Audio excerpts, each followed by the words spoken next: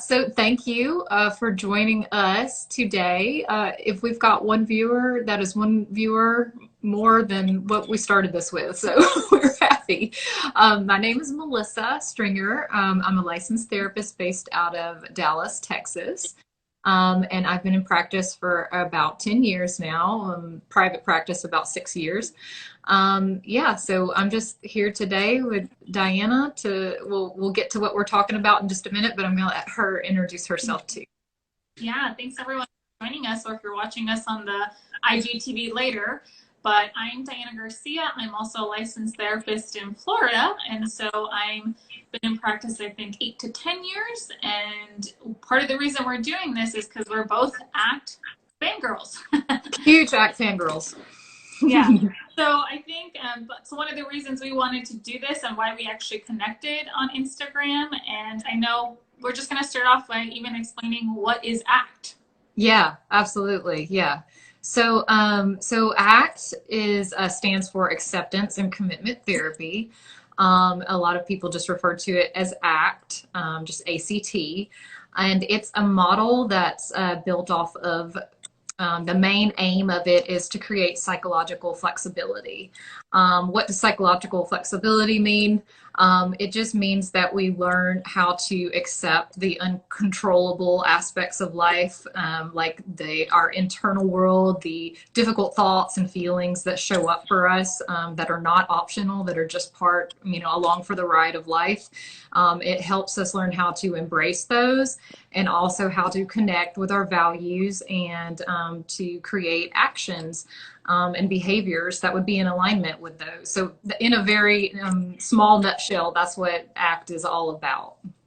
Yeah, absolutely. And I think when I think of ACT and the psychological flexibility, Melissa, that you mentioned, I think a really core concept, it's being present, open up, and do what matters. And so yes, there's different skills and tools, and ACT has this really cool hexaflex, and we had a plan to show you, but technology is technology. But if you could just imagine kind of a hexaflex and 6 different core processes or 6 different types of skills, really, that you learn to practice to help you learn to be open, be present, and do what matters. And so that's really the goal when we think of acceptance and commitment therapy, or ACT, is to help you get there.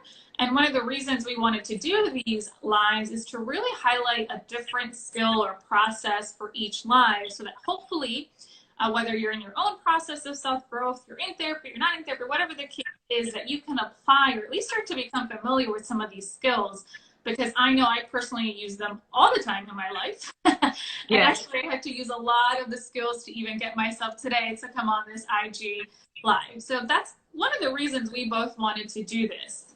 Yeah, absolutely. Yeah, well said. Defusion is I don't know, I think one of the most valuable skills inside of the hexaflex. And I don't think that we can really talk about defusion until we'll also explain what fusion is. But yeah, so fusion is kind of like whenever, let me back up a second. I think I'm jumping ahead a little bit. I think you kind of were starting to just go into what, so when we say, I think there's these words, fusion and diffusion, right? So they're like big words. And so I think, so the first process that we wanted to highlight today was what's called diffusion, right?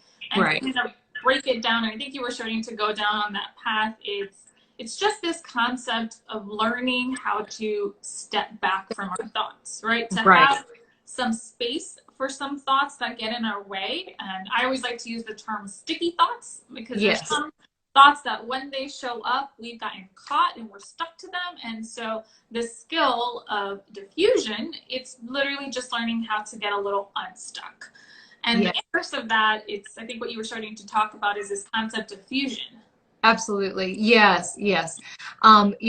Just like a quick tidbit, like a little tiny bit of research that I was looking at before I signed on. I was like, how many thoughts per day do we have anyway? And there's some recent research that shows that we have somewhere around 6,000 thoughts per day, which just kind of highlights like the vastness of why we might need a tool like this, you know? So like out of those 6,000 thoughts, it depends on your history and your conditioning, like what the tone of a lot of those thoughts will be. You know, will those thoughts be neutral? Will they be positive? Will they be negative? Will they be difficult? You know, we all have a mix of all of them, but, you know, given our histories and traumas and things like that that we've gone through, we will have a slant towards one more, you know, of a type than another. So anyway, yeah, this is diffusion is a tool about, right, you know, kind of stepping back, like you said, and being fused with those really difficult thoughts, some of those ones that come from our conditioning. You know, once we can learn how to step back a little bit and not be like completely stuck to those, we can be able to choose more consciously our behaviors that follow, because thoughts hugely influence our behaviors. So that's one of the main reasons, like out of all of these thought soup that we're, you know, in all day, like we need to kind of notice what kind of thoughts are guiding my behaviors right now. Yeah. Yeah. Absolutely. And I appreciate that you kind of linked that 6,000 thoughts a day because it kind of made me realize like that's a lot of thoughts. And I think we know that we're constantly, like our thinking mind is constantly going, but to really sit back and know like, wow, there's 6,000 thoughts that we're having a day. And I'm going to even venture to say there are some days where it feels like I'm having even more thoughts, right? Yeah, right. Depending on what's going on in my life. And so I think I really appreciate this part too of recognizing that we all struggle with this based on kind of our upbringing, our background, what we learned. And really, you know, most of our societies are taught to really have positive thoughts and not to have negative or uncomfortable thoughts, that that's not normal. And so I think even more so, it kind of gives this perspective that if we're having some of these thoughts, somehow it's our fault. And that's just not true, right? I mean, I always kind of give the example, if we have like a big red delete button in our head and we could hit delete on some of these thoughts, we would have. Right, we definitely would have. We've already done that. Yeah. Yeah, absolutely. And I'm sure we've tried different ways to try to get rid of some of these uncomfortable thoughts, but it just doesn't work that way. Our minds don't work that way. And I think you have this really cool example to show that.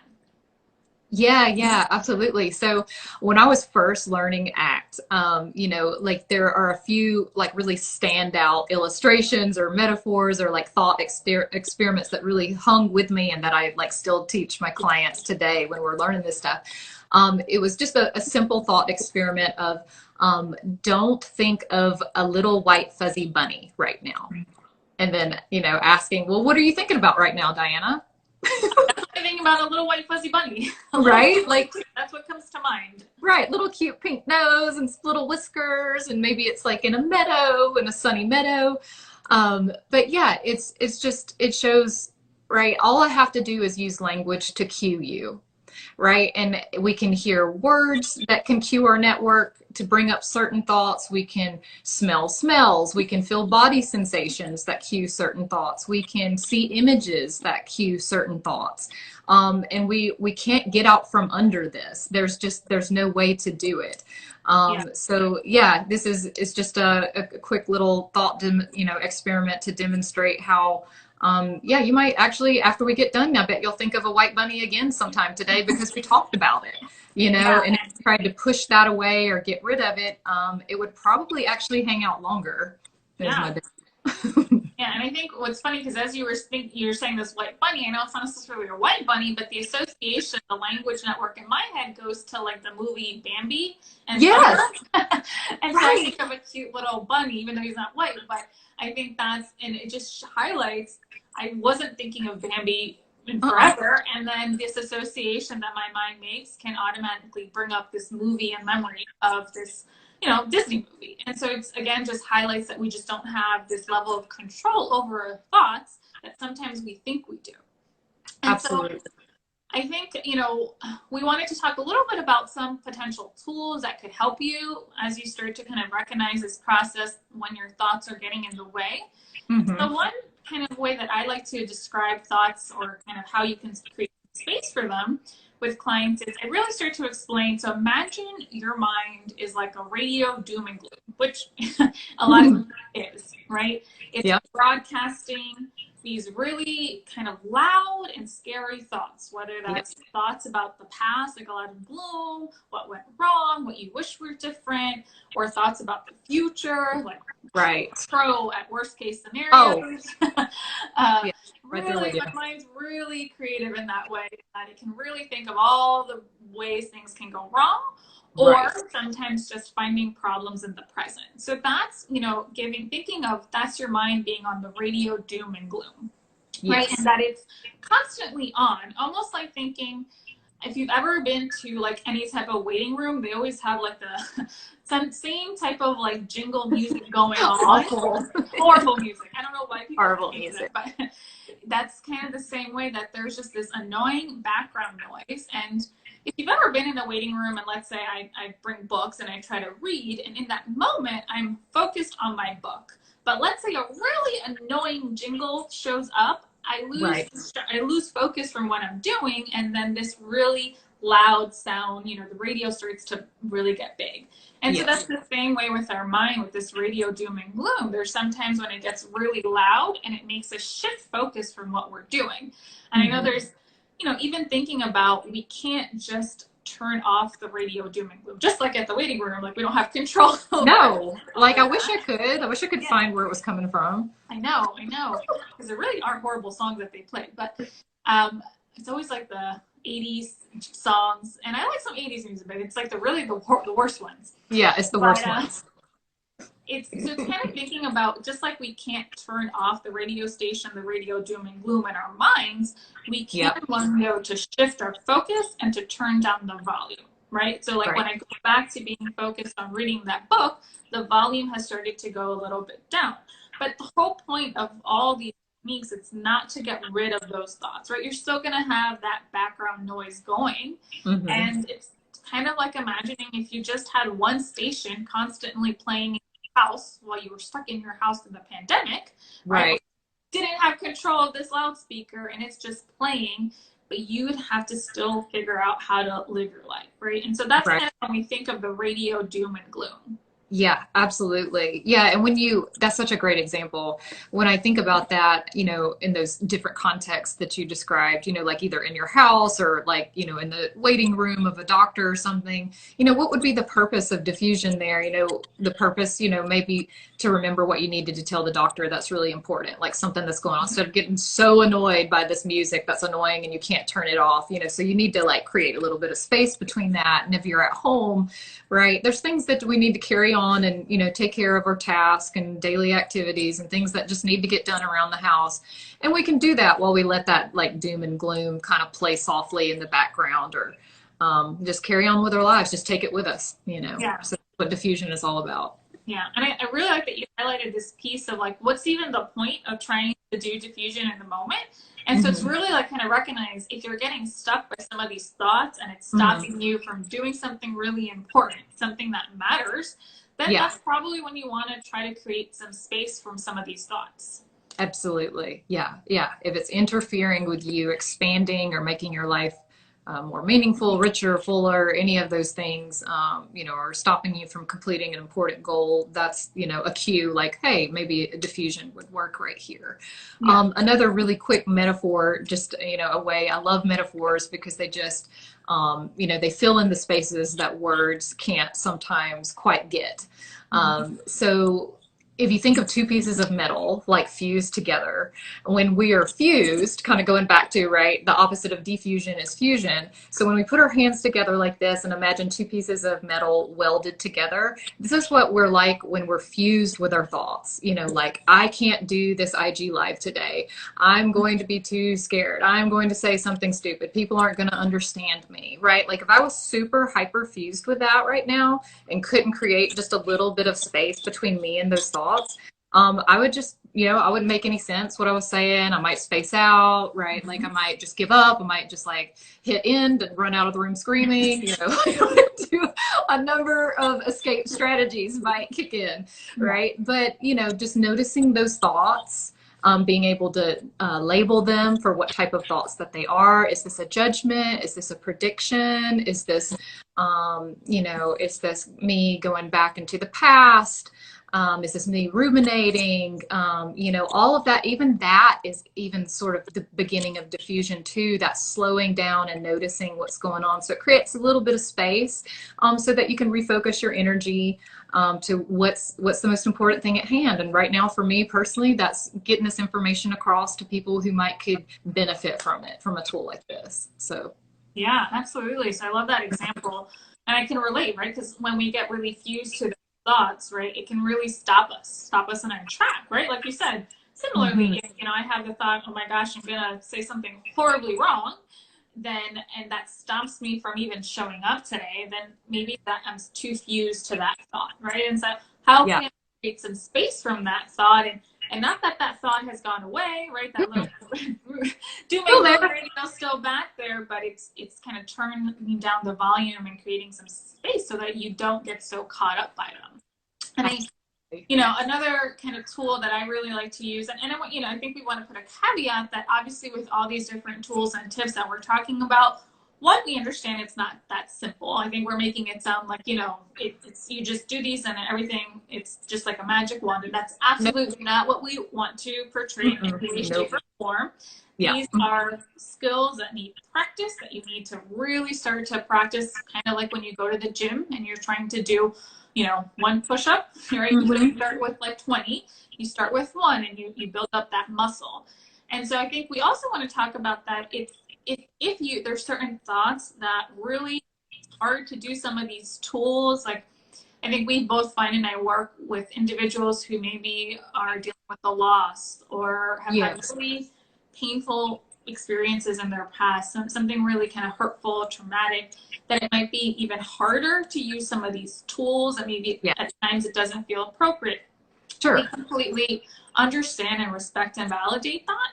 You know, we just want to make sure we share tools that maybe they will be helpful in certain instances.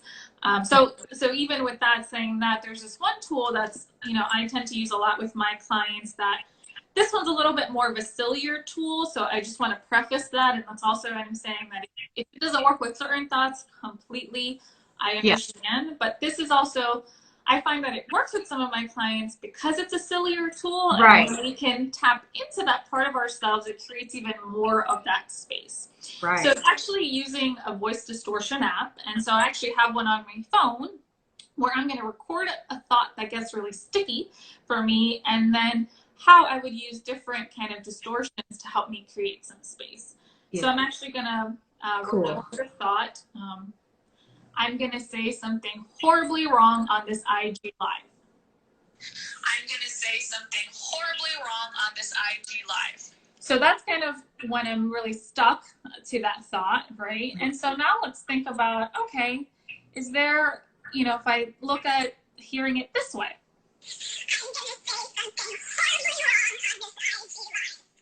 Right? And I know it sounds really silly, but let's see if I hear it this way. I'm gonna say something horribly wrong on this IG Live. Cool. And so again, I think you can kind of get the gist of it. It's just to create some more space, because when we kind of hear this sentence and these words and this different tone, it helps us recognize, like, oh, these are just words and sounds. Right. Added space. So it just helps create some space from those thoughts. So that's kind of one nifty tool that I really like to use with clients. Is there any other tools, Melissa, that are kind of your go-to?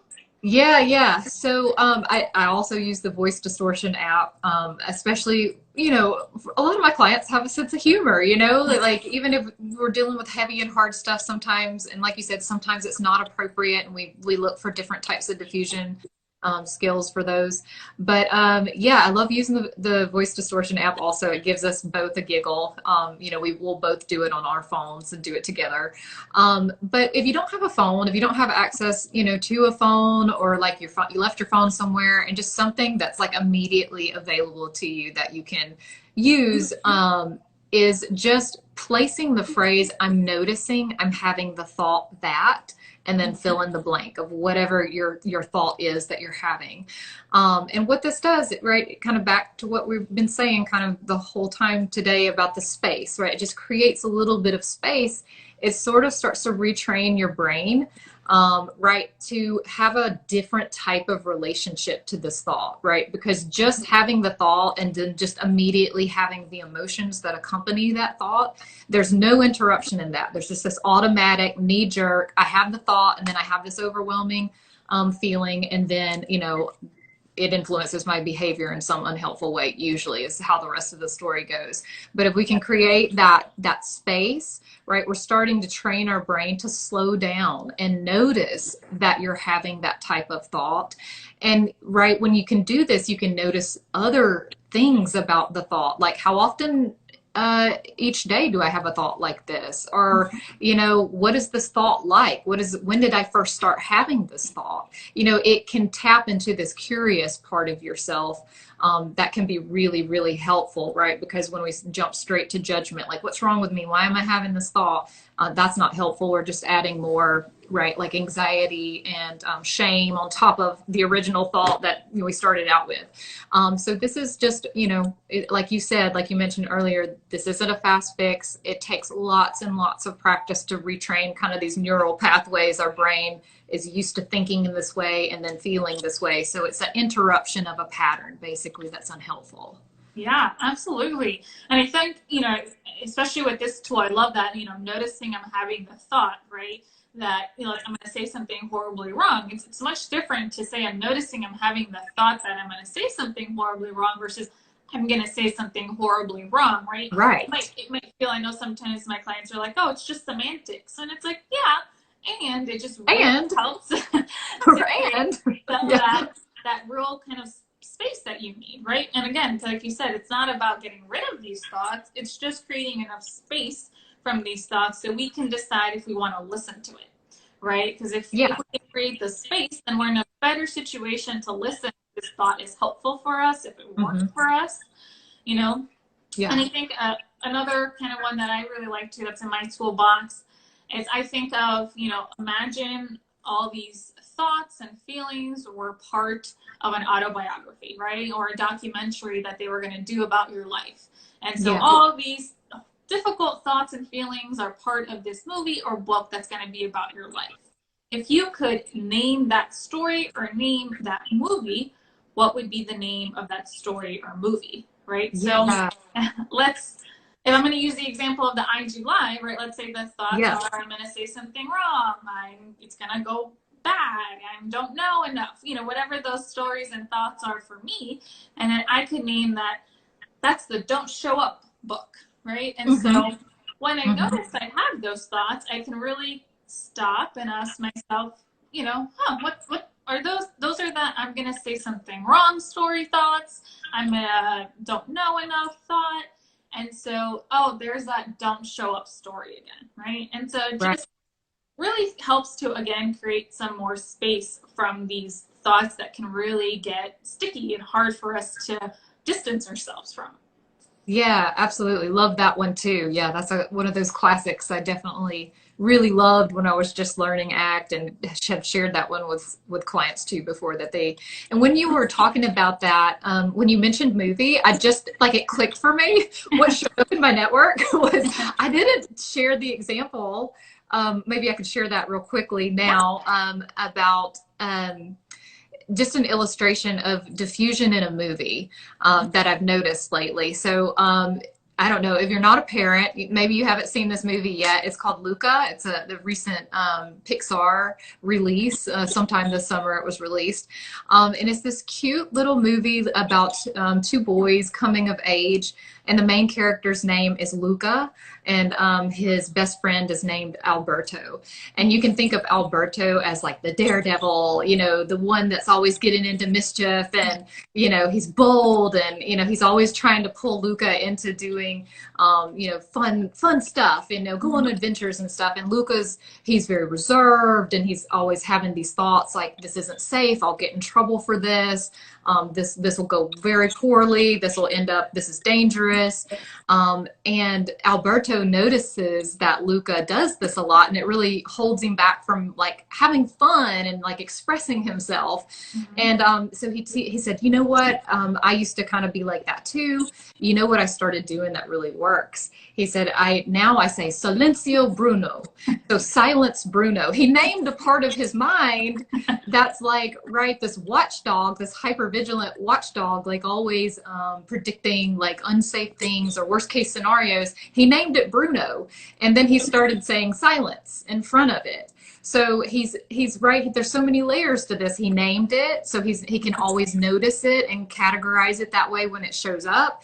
And he's taking like an empowered stance, like silence, I'm going to do this anyway. Like you're going to be here and you're coming with me on this adventure, with all these thoughts. And so it's cool to see Luca throughout the movie evolve over time. You can see him saying Silencio Bruno in parts where he's just really scared. And his life starts to open and expand, and he starts to get in touch with his values about independence and growing up and adventure. And so it's just a really cool process to watch. And I think just, again, the importance of the skill is things like this can really happen when you start to hold your thoughts more lightly. Mm-hmm. Like your life can get bigger. Yeah, absolutely. Yeah. I haven't seen the movie yet, but it's on my to-watch list. It sounds super cute. Yeah. I love that you're able to pick up I think when you do more of this act stuff, you start to pick up stuff in different unexpected places. And I love that you were able to pick up like Silencio Bruno, and that was his cue to really start to create some space. And it sounds like to live, to show up how he wants to show up in his life. So that's definitely on my to-watch list. Yeah, it was super cute. Even with my I'll mention something that I'm nervous about, like to my husband or something, and and he'll like wink at me and he'll say Silencio Bruno, and so it's like it's very touching, it's just like it's something we extracted, and like it's just this common language, like I've got one too, it'll be all right, just Silencio Bruno. Absolutely. So I think that's kind of the gist of what we wanted to cover today. We wanted to make sure that we started to introduce this concept, go through some really tools and metaphors that you could start applying, and definitely go watch Luca for sure. And we just wanted to thank everyone for joining us, whether you're watching us live or whether you're finding us on IG. IGTV? IGTV. Yeah, IGTV. So we just want to thank all of our people for watching this, and hopefully this talk is helpful for you in some way. And Melissa, do you want to tell them maybe how they can reach out to us? Yeah, absolutely. So this is our maiden voyage for IG Lives for both of us. We're newbies. So we would so deeply appreciate like any feedback that you have about our presentation today, what was helpful, what was not helpful. We're open to hearing it all. We want to utilize this feedback and, take it in and do what we need to do to make the rest of our lives, the most beneficial to you. So DM us. You can look on each of our pages and see other ways to contact us. So any other ways we can think of? I think you thought about posting this as a YouTube video on your YouTube channel. Honestly, if I can figure out the technology part of that, me being super transparent, right. I can figure out the techie stuff of it, I'll also post this on my YouTube channel as well, so that's also there, just to keep that as another place that you can watch it. And then I think the other thing we wanted to mention was that since this is part 1 of a 6-part series, because again, we are going to go through these different Hexaflex skills and processes, that's to stay tuned. We plan to do the next one in September, and we will post more information on both of our profiles about the next date and which topic we're going to be covering then. Right, absolutely. And if you found this helpful, this is the type of content that Diana and I post on our Instagram business accounts. So if you'd like to give us a follow to get more mental health tips like this, you can follow me at Connect and Reboot and Diana at Nurturing Minds Counseling. Is that right? Okay. Yes. Absolutely. And that's the same way they can find me on YouTube as well, Nurturing Minds Counseling. So you can also subscribe there, because I definitely have more content there, at times longer content than IG. Yeah. Cool. Awesome. Well, I think this is a successful first live. What do you think? I think so too. I mean, honestly, I think, being a newbie in this, new terrain of all these social media platforms, I think for me, it was important to show up because that's part of my values. Yep. And honestly, I think it went well. And I really appreciate that we were able to collaborate on this because Me too. I think we connected through ACT, but I think there's clearly a sense of us both trying to embody this in our lives as well. Like not just, Yeah. talking the talk, but trying to walk the walk, which is uncomfortable. Silencio Bruno. Yeah. Totally. We're trying to do that with our lives. Yeah. Yeah, absolutely. Well, stay tuned, like we said, for the next update for the next one. And then we hope everyone has a great rest of their day and enjoys their weekend if you guys are watching this on Friday. Yeah. Okay. Cool. Bye, everybody. Thanks for tuning in. Bye, Diana.